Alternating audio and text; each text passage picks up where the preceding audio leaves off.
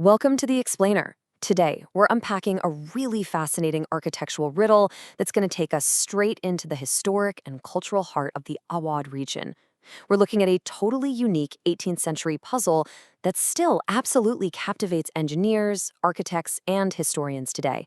I mean, imagine looking up at a massive, sprawling ceiling, knowing there isn't a single traditional support structure holding it up, and realizing this was pulled off hundreds of years before modern construction techniques were even a thing.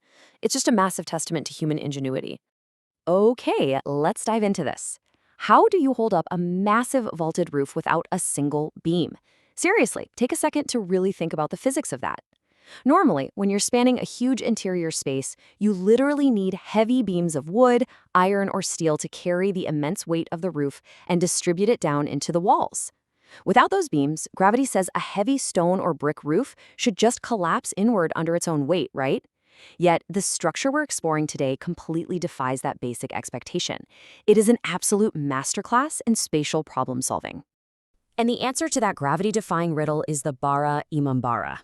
Built back in 1784, the visionary behind this project was Nawab Asafudallah. Now, the crucial thing to understand here is that this wasn't just some run-of-the-mill building project. No, this was an incredibly ambitious undertaking by a powerful ruler who wanted to create something completely unprecedented.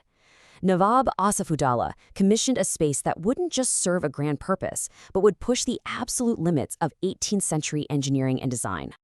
Section 1. A gravity-defying marvel. Inside Ibara Imambara.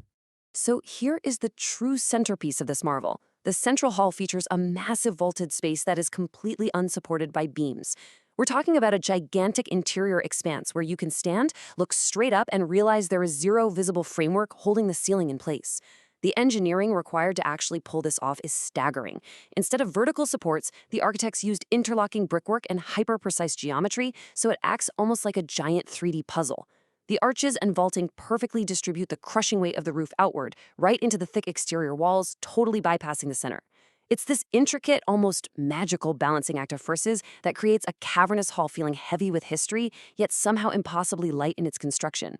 But wait, the engineering genius doesn't actually stop at that vaulted ceiling. The Bara Imambara also houses the Bulbulaya, which is a really complex, labyrinthine maze located right inside the structure. And what's really interesting here is that this isn't just a maze for the fun of getting lost. It's a structural necessity. The labyrinth literally sits above the central hall. That means the very walls and pathways of this dizzying maze are load-bearing. They play an absolutely critical role in the overall structural integrity of the building. It is a breathtaking example of form-reading function, where this bewildering network of corridors is woven directly into the engineering solution of that beamless vault. Section 2. Heart of the Awad. The city behind the marvel. Let's zoom out for a second. 4.2 million. That is the estimated metropolitan population of the city today.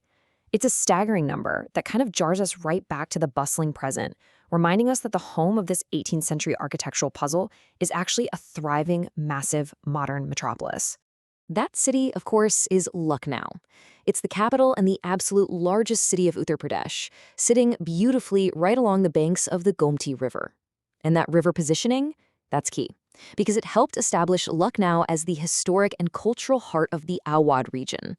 You see, the Bara Hemambara didn't just pop up out of nowhere. It was born in a city that was a massive center of power, wealth, and cultural flourishing. Section 3. Architectural masterpieces. Beyond the Bara Imambara. This really illustrates the sheer diversity of Lucknow's built environment across different eras. First up, we've got the Rumi Darwaza. This is a historic, imposing 60-foot-tall gateway modeled after the ancient architectural styles of Constantinople, and it stands today as this iconic symbol of the city. Then, jumping forward to the 19th century, we have the Chota Imambara.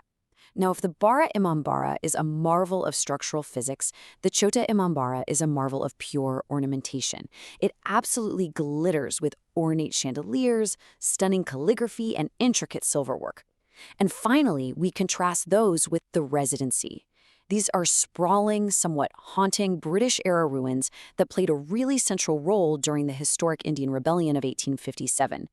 Every single structure here tells a completely different story of power, rebellion, and artistry. Section 4: Culture, Cuisine, and Craft. The living heritage of Lucknow. Let's move to how this builds a living heritage. Because just as the physical architecture of the Phul Bhulaiya maze is incredibly intricate, so is the social architecture of the people. And that brings us to tehzeeb and adab, a distinct tradition of highly refined manners, eloquent speech, and incredibly warm hospitality.